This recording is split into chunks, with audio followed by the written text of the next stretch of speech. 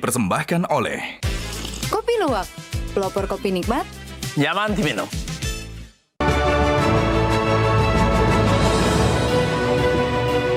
Selamat malam para pemirsa, ketemu lagi di Hot Room dengan saya Hotmar Paris. Premanisme berkedok ormas telah menimbulkan kesemasan di mana-mana. Mobil polisi dibakar, perusahaan disegel atas nama ormas, bentrok sesama ormas, sweeping di mana-mana, seolah-olah wibawa aparat hukum kalah sama wibawa ormas tersebut. Kemiskinan yang sangat tinggi dan juga tingkat pengangguran telah menimbulkan godaan yang sangat besar untuk masuk sebagai anggota ormas dengan seragamnya yang seperti militer, bahkan mobilnya pun menyamai mobil tentara. Tapi apa yang terjadi telah menimbulkan keresahan khususnya bagi dunia usaha. Ada ide untuk membentuk satgas. Undang-undangnya sudah ada, tapi seolah undang-undang itu tidak diberlakukan karena sering terjadi wibawa aparat hukum kalah sama wibawa ormas. Inilah Hot Room, ormas bikin cemas. Tidak boleh aksi-aksi premanisme yang mengatasnamakan organisasi-organisasi masyarakat. Jadi Satgas ini lebih utamanya adalah bagaimana menegakkan aturan-aturan yang sudah ada. Perintah Bapak Presiden bahwa preman harus tindak.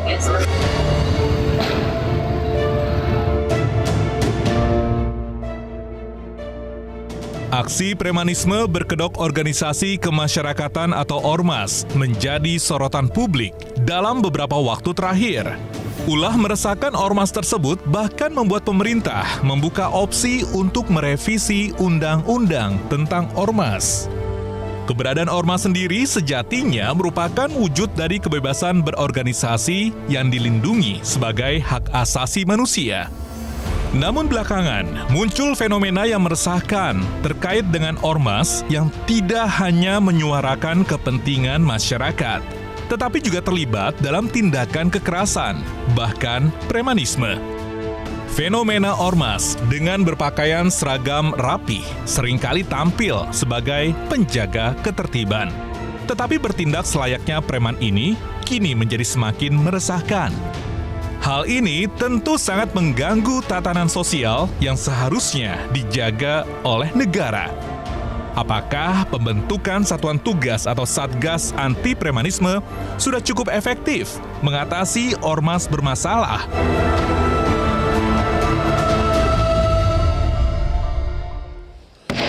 Di tengah keributan dan kecemasan terhadap ormas, jangan lupa pesan dari Hotman, minum kopi tanpa gula 3 kali sehari. Akan meningkatkan daya ingat, memperlancar metabolisme, dan bikin kau akan lebih segar seperti Hotman yang umurnya sudah terlalu tua di KTP. Tapi tetap semangat kerja berkat kopi luwak hitam premium. Ingat, kopi minum 3 kali sehari, agar kau jangan sampai lupa anak istrimu. Kopi luwak hitam premium. Pak Rifki, bagaimana Pak? Ini semua masyarakat sudah cemas. Seolah ada 2 nih lembaga penegak hukum. 1 ormas, 1 kepolisian, bahkan ada 3, 1 TNI. Apa pandangan Bapak juga begitu yang sekarang terjadi dari DPR? Yang jelas, apa yang dikatakan Bang Hotman bahwa negara kehilangan kewibawaannya itu adalah PR besar kita bersama. Apa? PR besar kita bersama. Bapak mengakui bahwa negara kehilangan wibawa? Dalam beberapa kasus kita lihat bahwa proses penegakan hukum relatif tidak dijalankan dengan baik. Salah siapa? Ya banyak hal, karena mata rantai penegakan hukum kan tidak bisa kita salahkan satu persatu, orang per orang. Nah, saya hadir di sini Bang Hotman sebagai Ketua Komisi 2 DPR RI karena Saudara Menteri Dalam Negeri sebagai mitra kerja kami itu mengusulkan perlunya revisi Undang-Undang Nomor 17 Tahun 2013 tentang organisasi kemasyarakatan. Saya katakan bahwa sejumlah norma di dalam undang-undang tersebut lebih dari cukup untuk kita melakukan dan undang-undang lain begitu banyak penegakan aturan dan penertiban terhadap organisasi masyarakat kita. Kalau tadi ada premanisme dalam tanda kutip berbaju ormas, sederhananya itu kan bagian dari tindak tindak pidana umum yang mestinya aparat penegak hukum bisa bergerak tanpa kemudian ada batasan-batasan apapun termasuk secara administratif untuk kemudian melakukan tindakan. Bahkan di dalam ketentuan Undang-Undang Nomor 17 Tahun 2013, jika aparat penegak hukum dan pemerintah bisa membuktikan bahwa yang melakukan larangan-larangan perilaku yang dilarang dalam undang-undang itu bukan hanya orang per orang atau oknum, tetapi juga merupakan bagian dari institusi ormas, maka pemerintah bisa kemudian melakukan pembekuan, bahkan sampai pada pembubaran. Satu proses yang saya kira sudah diatur dengan cukup baik dalam berbagai macam peraturan. Jadi menurut Bapak yang lemah aparat kepolisian atau siapa? Kita semua harus belajar terutama banyak. Kepolisian? Kita semua harus banyak belajar dari lemahnya penegakan hukum terhadap aksi-aksi premanisme belakangan hari. Lemah atau kalau wibawa sama terutama oknum kepolisian di daerah. Kalau wibawa sama premanisme yang datang seperti kelompok militer dengan mobilnya yang sangat seram gitu loh. Saya tidak mau bicara kasus per kasus. Dalam optik kami di Komisi 2 DPR RI yang diberikan kewenangan urusan terkait pemerintahan daerah termasuk pemilu di dalamnya misalnya. Ada relasi Bang Hotman antara pemilihan langsung, termasuk pemilihan gubernur, bupati, wali kota secara langsung, dengan mobilisasi massa yang kerap kali menggunakan ormas. Nah, ormas-ormas ini bukan sekedar penonton, tetapi mereka juga bagian dari tim yang menghantarkan banyak sekali kepala daerah di Republik ini untuk menjadi kepala daerah dan wakil kepala daerah. Tapi satu, ketika mereka sudah menjadi kepala daerah, wakil kepala daerah, di mana mereka memiliki kewenangan oleh undang-undang untuk melakukan pembinaan, pengawasan terhadap ormas di daerahnya, mereka tidak boleh kehilangan kewibawaan. Yang kita lihat di beberapa tempat, karena peran ormas itu terlalu besar secara politik, maka kemudian beberapa kepala daerah merasa tidak memiliki kemampuan untuk melakukan pengaturan dengan cukup baik. Nah, hal-hal seperti ini harus kita benahi. Jadi bukan hanya aparat penegak hukum. Jadi menurut Bapak, perilaku ormas sekarang itu sudah sangat mengkhawatirkan dan harus dihentikan? Karena beberapa oknum di dalam pemerintahan kita yang diberikan kewenangan untuk melakukan penertiban pengawasan terhadap ormas itu merasa bahwa mereka memiliki konflik of interest yang dimana mereka tidak bisa menertibkan dengan cukup baik. Saya belum bicara di aparat penegak hukum, ini baru pada level misalnya kepala daerah yang diberikan kewenangan oleh undang-undang untuk melakukan penertiban dan pengawasan. Jadi, kalau aparat penegak hukum ini kan person harusnya sudah bisa dilakukan penertiban. Jadi menurut Bapak sekarang ini sudah tiba saatnya belum melakukan tindakan yang super ekstrim untuk menghentikan semua ini? Saya merasa dengan segala ketentuan undang-undang yang ada, termasuk undang-undang terkait dengan kitab undang-undang hukum pidana, itu sudah lebih dari cukup. Problemnya adalah hanya manusianya. Hanya proses penegakan hukum yang kemudian masih belum kita lakukan dengan baik. Bagaimana di Ansor? Ansor ini termasuk ormas yang belum ada noda dan cacat ya, atau bagaimana? Ya, semoga terus begitu dan kita berusaha untuk itu. Apa pandangan Anda terhadap kesemerautan sekarang ini? Jujur saja, kita juga dirugikan dengan persoalan ini ya. Misalnya Ansor itu ormas, lalu tiba-tiba terjadi secara generatif bahwa ormas itu punya kelakuan yang dianggap destruktif di masyarakat. Yang sekarang ini menurut Anda sudah keterlaluan, sudah sangat merusak. Menurut saya begini, saya betul bahwa problem kita adalah problem proses penegakan hukum. Jadi sebetulnya tidak salah orang berorganisasi karena dalam iklim demokrasi yang sehat dibutuhkan organisasi masyarakat sipil yang kuat. Nah, problemnya adalah kita harus membedakan mana organisasi masyarakat betulan atau organisasi yang dalam tanda petik dia adalah organisasi kriminal misalnya. Nah, itu harus dibedakan. Jadi kalau semua tadi institusi tadi sudah terdaftar misalnya, dia dari sisi ADRT sudah qualified, sudah memenuhi. Dia punya ADRT yang tidak bertentangan dengan misalnya Negara Kesatuan Republik Indonesia, dengan Pancasila, dengan konstitusi dan lain-lain. Nah, tinggal misalnya tadi dikatakan oleh Pak Ketua Komisi 2, memang ini proses hukum yang penting untuk ditegakkan. Jangan karena noda titik rusak susu sebelah. Yang Anda lihat sekarang ini apa?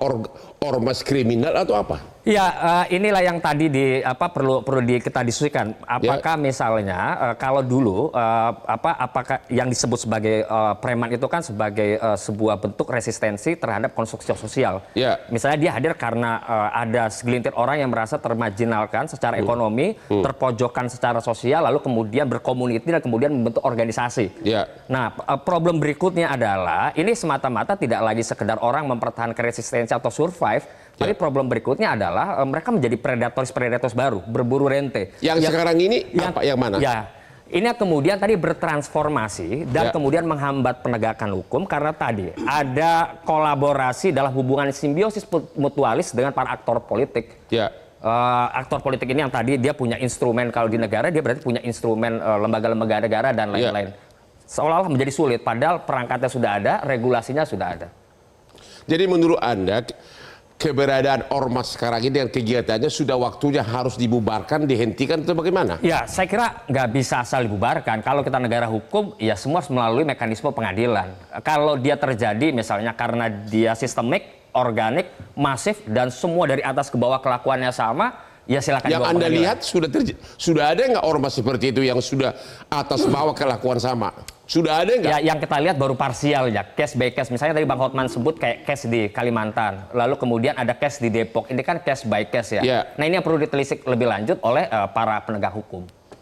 Tapi kan di medsos setiap hari sepertinya berita mereka terus yang kita lihat. Ya, saya kira kalau kita semua dalam posisi yang sudah khawatir, disinilah kemudian pentingnya mendesak kehadiran negara. Kenapa? Karena orang sudah tidak merasa terlindungi, dia akan melakukan hal yang sama, menjadi predatoris baru untuk bisa tadi bertahan dari kungkungan perilaku yang dianggap premanis. Menarik istilah yang disebut predator, pemangsa. Itu maksudnya siapa tuh? Ya, kan kita dalam konsep bernegaranya pertama, negara ini kan kalau dalam teori kontrak sosialnya jelas. Kita kehilangan kebebasan diserahkan negara agar negara melindungi kita, mengayomi kita agar kita bisa tidur nyenyak di malam hari, kira-kira begitu. Nah, kalau misalnya tadi aparat tidak terlihat nyata kehadirannya, misal, maka kita akan bergerak dalam bergerak ke arah seperti yang dikatakan oleh Thomas Hobbes, homo homini lupus. Kita ini saling memangsa, saling menjadi predator. Wah, ini ansor tapi ternyata istilah hukum homo homini lupus keluar juga ya. Manusia saling bercakar-cakaran. Jadi serigala bagi manusia yang lain ya. Serigala bagi, dan itu bisa terjadi kalau social order yang mestinya dimainkan oleh negara itu berantakan. Homo homini lupus, manusia saling bercakar-cakaran, itulah konsep awal kenapa ada hukum di dunia ini. Ketemu lagi di Hot Room.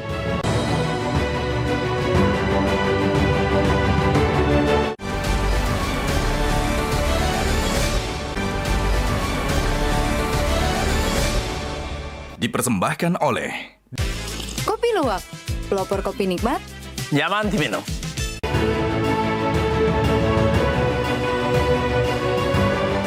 Ketemu lagi di Hot Room. Bapak Irjen Pol Arianto Sutadi, purnawirawan mantan polisi senior di Bareskrim. Ya, apa yang Bapak lihat? Apakah benar bahwa wibawa aparat hukum khususnya kepolisian, terutama di daerah-daerah terpencil itu kalah wibawa sama ormas, dan apakah sangat membahayakan sekarang ini? Saya tidak akan menjawab itu langsung ya, itu kan hanya penjelasan subjektif. Saya lebih baik menerangkan apa yang terjadi di lapangan ini. Yang saya lihat yang sekarang ini adalah yang marah ya. Yang marah itu bukan ormas yang ganas brutal. Yang marah ini adalah premanisme. Premanisme yang semakin brutal. Semakin brutal? Ya, semakin brutal. Kenapa premanisme semakin brutal? Karena premanisme yang bertindak di mana-mana itu tidak segera ditindak, sehingga jadi merajalela. Nah dulu premanisme itu mengaku saya preman, saya butuh makan, kan gitu kan, meras dan sebagainya. Belakangan ini setelah reformasi terutama, itu banyak preman yang dalam melaksanakan operasinya itu saya LSM, gitu. Jadi ormas sekarang ditumpangi oleh para preman-preman itu melakukan kekerasan ini. Jadi yang kasihan sekarang ini adalah ormas-ormas yang baik. Seperti Ansor gitu ya? Iya. Jadi Jadi tidak semua ormas ada berapa ribu ya seluruh Indonesia. Terus yang terjadi berapa biji itu tadi. Dan itu tadi yang melakukan juga orang bukan pengurusnya kan, anggotanya di lapangan, anggotanya. Jadi sekarang ormas yang kebetulan anggotanya itu melakukan, dia bisa berdalih itu oknum, bukan anggota saya gitu kan. Nah, tapi kuncinya adalah kenapa ini menjadi marak? Itu karena begini, saya selalu melihat suatu kejadian itu dari ilmu saya sebagai penegak hukum ya. Satu, apakah aturannya sudah cukup? Tadi Pak DPR mengatakan gitu. Yang kedua, apakah implementasinya itu efektif apa tidak? Nah, ini dua ini kita lihat salah sekarang. Siapa? Bukan salah. Ini kenapa itu marak? Ini tadi karena kita lihat undang-undangnya sudah cukup. Menurut saya sudah baca juga ya tadi sempat Undang-Undang Nomor 17 2013 dirubah menjadi 16 2017. Udah cukup undang-undangnya.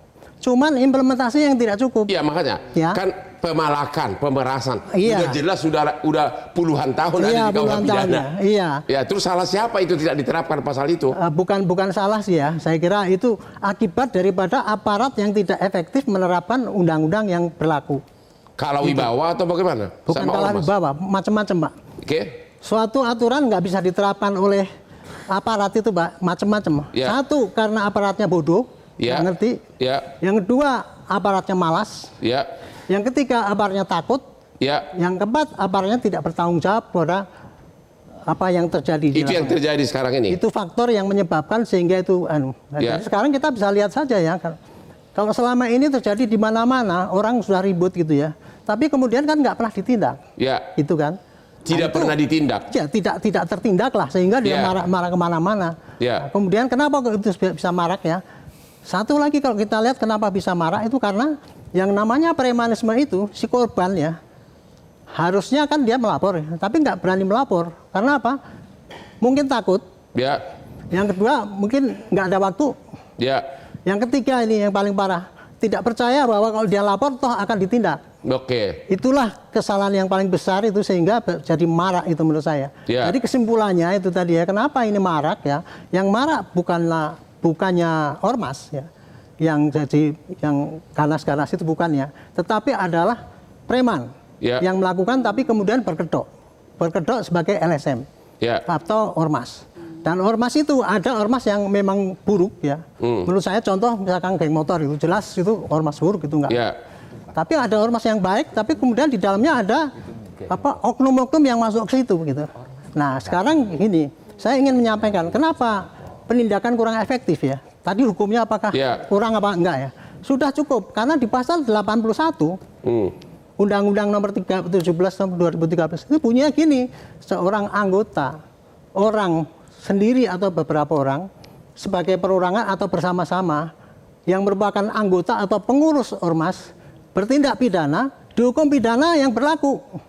Jadi nggak usah lihat undang-undang ormas, kalau ada orang siapa, entah dia pelaku apa itu, melakukan pidana, apa pidananya? Meras, kena pidana. Benar. Sudah. Jadi ini kekacauan ini bakal makin parah menurut Bapak gimana?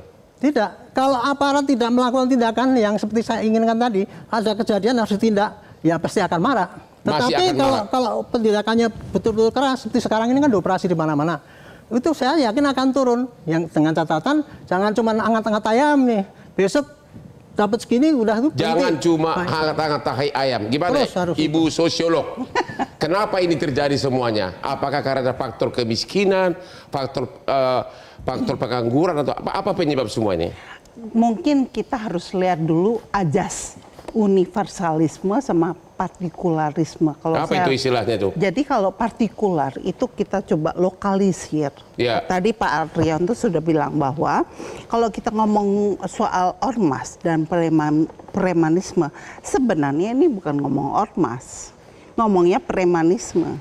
Jadi kita lokalisir dulu partikularisme. Nah yang saya lihat sosial media yang ada itu overgenerate, Bang. Overgenerate itu ada kasus lalu ditarik, oh semua kayak gitu. Padahal kita tahu ya, kalau di aturan itu ada yang menjadi bagian daripada pemerintah pusat, ada yang menjadi bagian dari Perda. Nah, pembinaan itu sebenarnya fungsinya pemerintah daerah. Menurut Ibu, benar nggak bahwa yang terjadi sekarang ini sudah menonjol premanismenya? dari ormas tersebut. Iya, bukan ormas, premanisme. Iya, dalam ormas. Ormas itu dia terdaftar di Kesbangpol. Ya. Kalau dia memang tidak sesuai dengan apa yang dia daftarkan, ya, proposalnya boleh deh ditindak. Ya. Tapi kalau enggak, ya ngapain? Berarti yang kita selesaikan premanismenya. Ya. Gitu, saya lihat gitu. Nah, kalau ngomong ormas sebenarnya kita bicara dualisme struktur. Ya. Kebanyakan hanya yang atas yang bergerak untuk ke bawah. Ya. Yang agensinya enggak. Ya. Harusnya kita lihat juga praktik-praktik sosial di bawah seperti apa. Ya. Karena itu menjadi asupan. Apakah menurut Ibu sebagai sosiolog, keadaan premanisme ini akan semakin parah? Enggak. Kenapa? Karena kita punya aparat bagus sebenarnya. Tadi Bapak Irjen Pol kita mengatakan masih sangat memprihatinkan. Tinggal kesadaran. Ya. Kesadaran bahwa terhadap aturan itu sama. Jadi bagaimana dia mentranslate atau dia mengejawantakan itu sama. Ya. Nah itu ada mazhab itu di kepolisian ada. Ya. Jadi sebenarnya bisa. Cuman ya tadi kesadarannya sama atau tidak. Ya. Bisa jadi dia nggak mau tindak karena itu keluarganya. Ya gimana ini Pak Irjen Pol? Ya. Menurut Ibu sosiolog belum mengkhawatirkan. Menurut Bapak gimana? Kalau saya bukan mengatakan mengkhawatirkan. Ini bisa marah kalau didiamkan. Tapi kalau ditindak, sekarang sudah marah. Ya kalau ditindak dengan tegas seperti yang sekarang ini, operasi ini terus-terusan ya terus. Ya. Habis itu pasti hilang. Walaupun premanisme mungkin akan tumbuh lagi karena premanisme itu kan karena perut lapar kan. Ya. Perut lapar gitu. Tapi kita sekarang kalau kita operasi ini ya, kita tekan itu ya, nanti ormas-ormas yang berpreman itu pasti berkurang. Ya. Nah, kemudian baru belakang nanti preman-preman itu yang memang betul preman murni itu ya akan bisa berkurang. Kuncinya adalah kepada kehadiran negara untuk menghilangkan gangguan oleh premanisme itu. Jadi preman dibiarkan ya akan merajalela. Menurut Bapak masih perlu ditingkatkan operasi-operasi ini? Harus tingkatkan. Ya. Saya bilang bukan ini menjanjikan balasan, enggak, harus tingkatkan terus kayak gini terus ya. Sampai itu habis betul gitu. Supaya orang itu jerah sehingga berkurang ya. Barulah nanti pemerintah yang lain juga mengatasi bagaimana orang yang mencari kerja susah itu pemerintah lain harus. Jadi harus dilakukan operasi benar-benar besar-besaran segera. Ketemu lagi di Hot Room.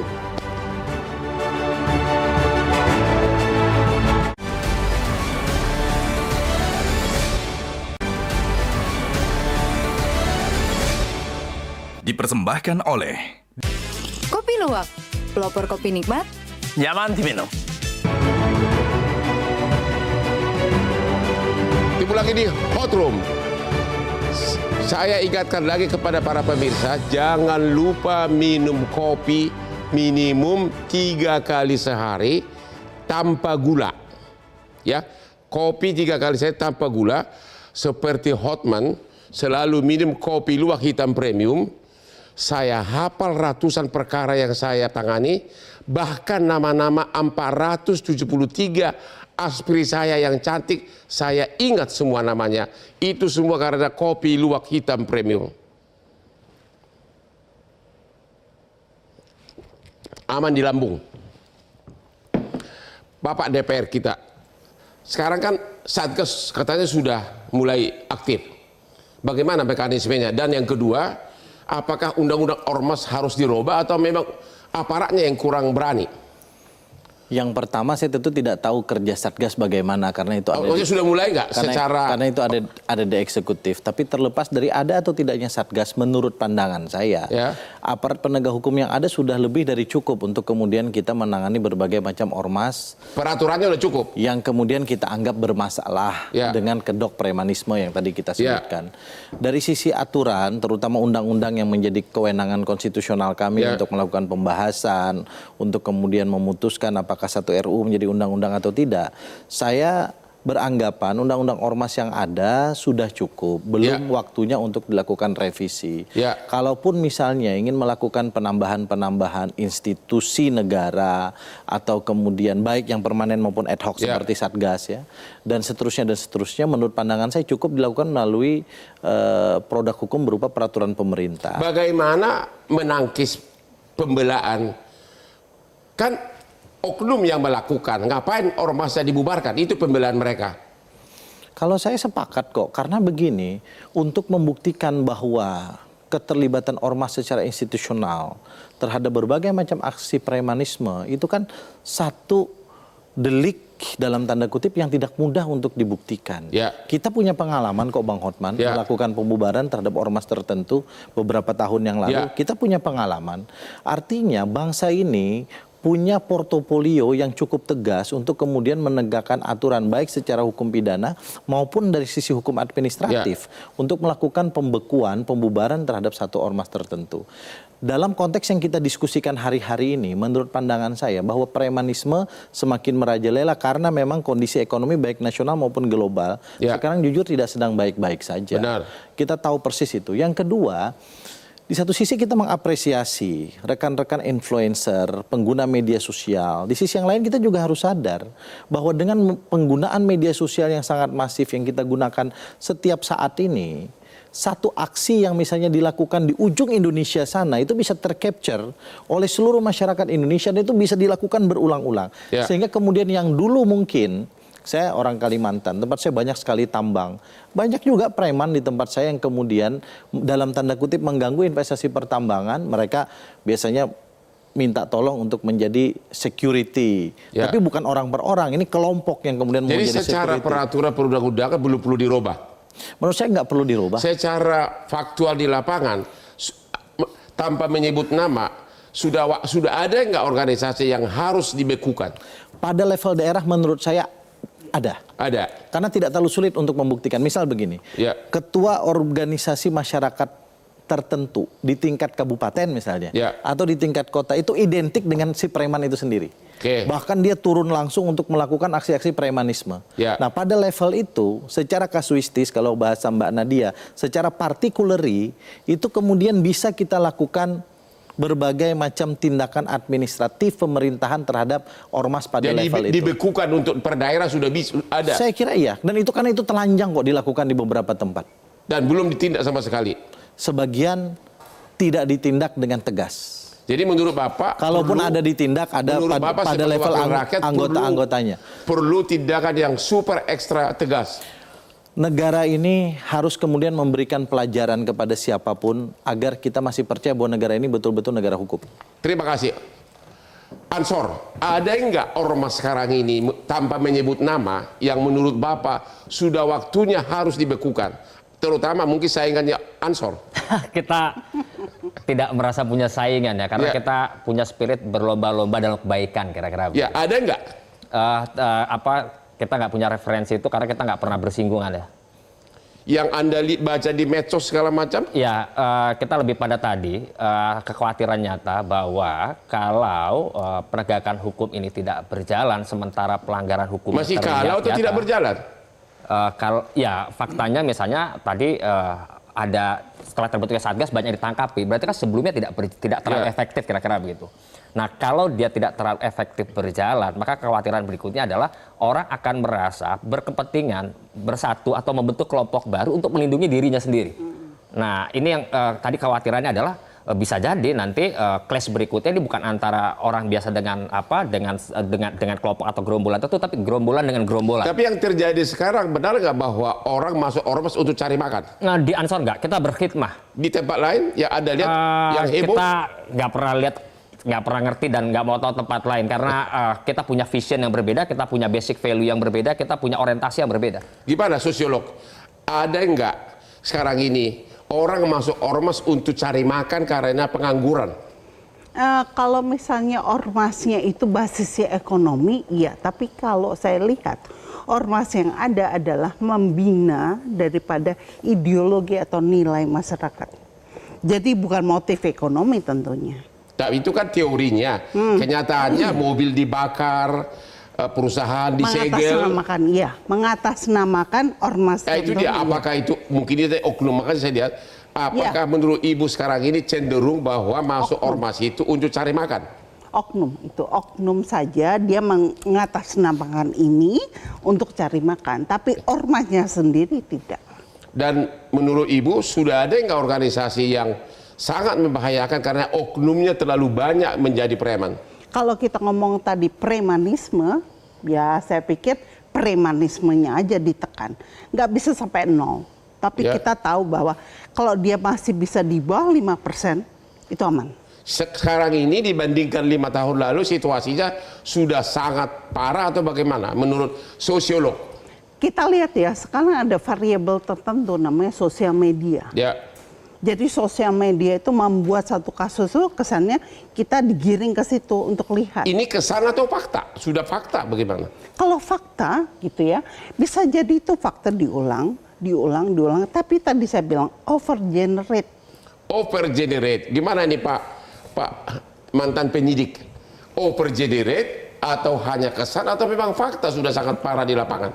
Kembali lagi Bang Hotma ya, kita harus fokus apakah ini premanisme, gejala itu yang meresahkan itu, apakah ini ormas? Saya membantah tadi itu bukan ormas ini. Oknumnya? Bukan oknumnya pula. Kejadian yang banyak ormas terlibat ini adalah sekarang ormas yang ditumpangi oleh premanisme. Itu yang terjadi itu.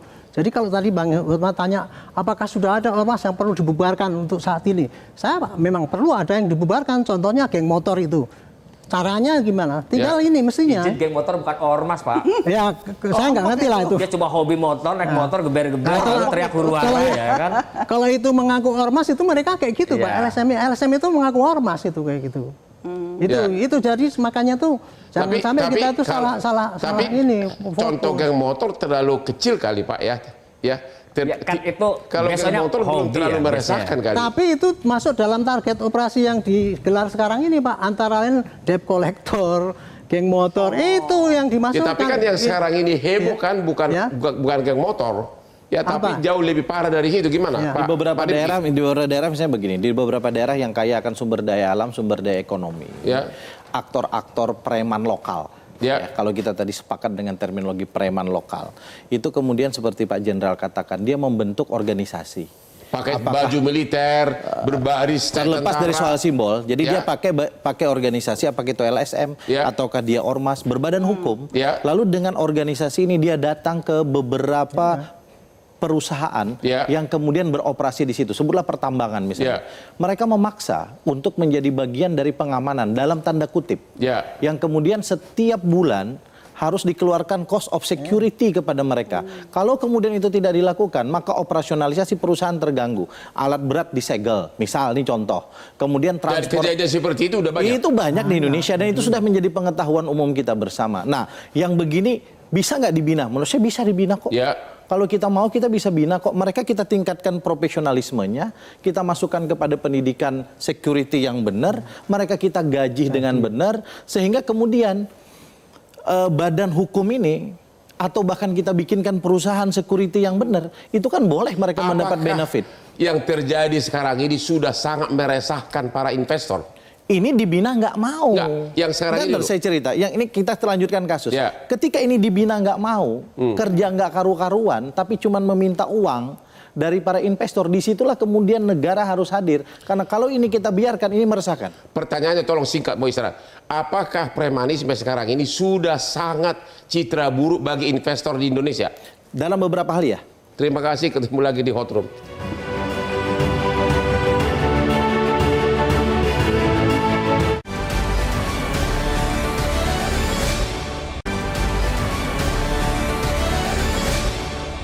Dipersembahkan oleh Kopi Luwak, pelopor kopi nikmat, nyaman diminum. Ketemu lagi di Hot Room. Pak Rifki, wakil rakyat kita di DPR. Tidak bisa dibantah bahwa premanisme oleh oknum ormas sudah menimbulkan kecemasan, baik masyarakat maupun pengusaha. Apa tindakan yang menurut Bapak perlu segera dilakukan oleh pemerintah Indonesia maupun oleh aparat hukum? Saya sudah kasih gambaran di sesi sebelumnya. Yang sangat urgen apa? Ya kalau memang asalnya itu preman, tapi hanya untuk melegalkan aksi premannya dia butuh badan hukum organisasi, apakah itu ormas atau bahkan perusahaan sekalipun, bubarkan. Dan orang per orangnya tindak secara pidana. Orang per orang tindak tegas secara pidana. Jadi perlu penegakan hukumnya diperberat gitu loh, ya. Iya, dilakukan secara adil dan proporsional. Kalau merubah peraturan sudah cukup menurut Tidak Bapak? perlu. Sudah, karena Tidak perlu. di KUH pidana sudah puluhan tahun barang siapa pemeras, barang siapa itu sudah ada semua ya. Betul. Jadi perlu adalah tindakannya yang perlu Betul. ya. Gimana Pak Irjen Pol Arianto? Saran saya singkat, apapun bentuk preman ataupun ormas, sasaran kita pada perbuatan anarkis. Yang sekarang anarkis itu harus ditindak tegas. Cuman saran saya, kita tuh nggak efektif menindak karena apa? Proses untuk penghukuman mereka tuh panjang. Kalau kita tuh pakai KUHP, Pak, itu pembekuan panjang. Pembuktiannya panjang. Contoh kalau kita satu kasus ya, itu untuk mencapai sampai ke pengadilan itu 3 bulan. Padahal ini kasusnya kan ratusan ribuan satu hari. Maka saya sarankan ya, penindakan tetap tegas, tapi penyelesaiannya itu macam-macam, Pak. Ada pembinaan, ada penghukuman, ada pakai ditilang dan sebagainya itu, sehingga aparatur yang di lapangan bisa menindak dan bisa membina sekaligus. Itu hanya bisa mengejar yang banyak sekali kasus itu untuk bisa hilang itu. Tapi Bapak setuju nggak bahwa premanisme oknum ormas sudah menimbulkan kecemasan image kita di dalam dan luar negeri? Kalau berita-beritanya sekarang menjadi mencemaskan karena diberitakan terulang-ulang kan, sekarang kan banyak kan gitu kan. Nah, kita menghadapi kayak gitu ya kita minimize. Caranya itu tadi, kita ngejar-ngejar ya sekarang banyak 3.000 ini sekarang. Kalau diselesaikan pakai undang-undang yang ada sekarang, Pak, nggak cukup, Pak, itu. Nggak cukupnya di mana, Pak? Waktunya nggak cukup, pembuktiannya kan susah itu, Pak. Makanya itu harus, kalau undang-undang, Pak, ini disempurnakan, Pak, ya. Tambahkan itu untuk menyelesaikan kasus premanisme khusus ini ya.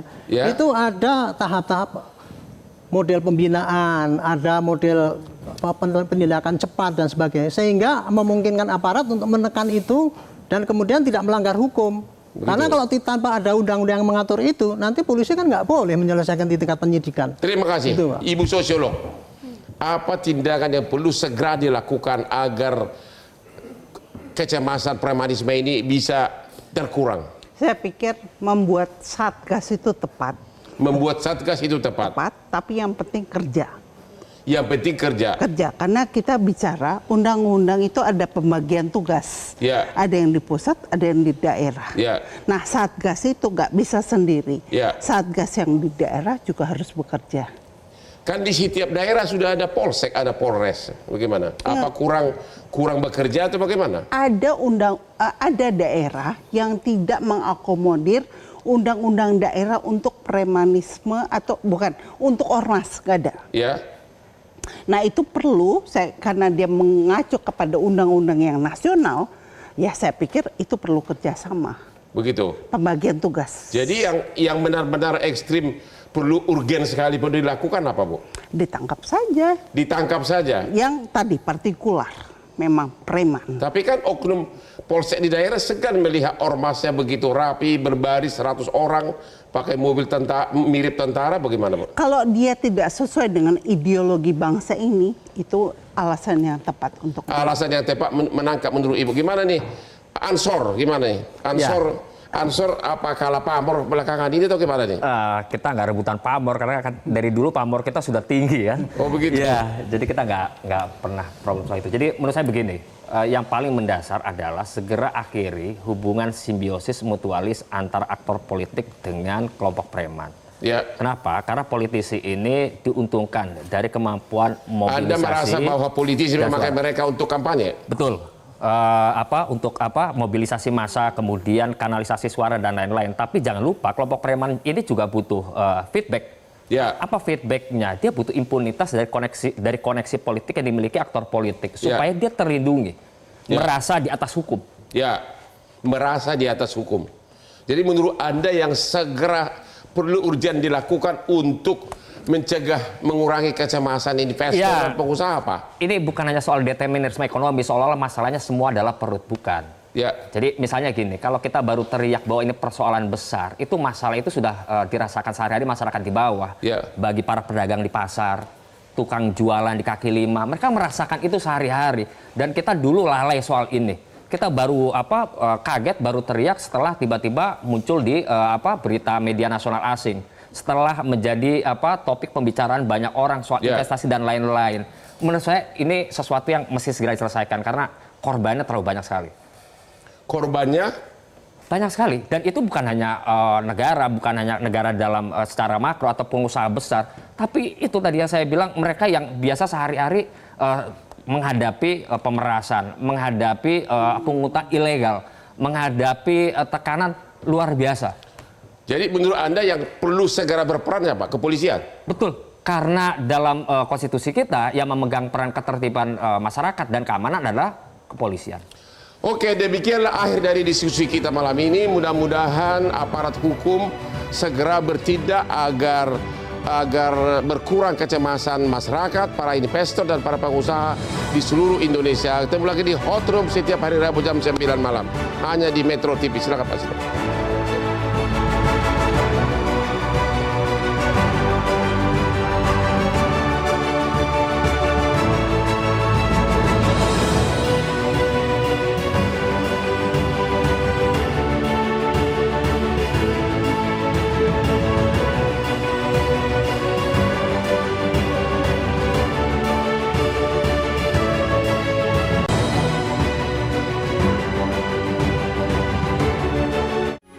Metro TV.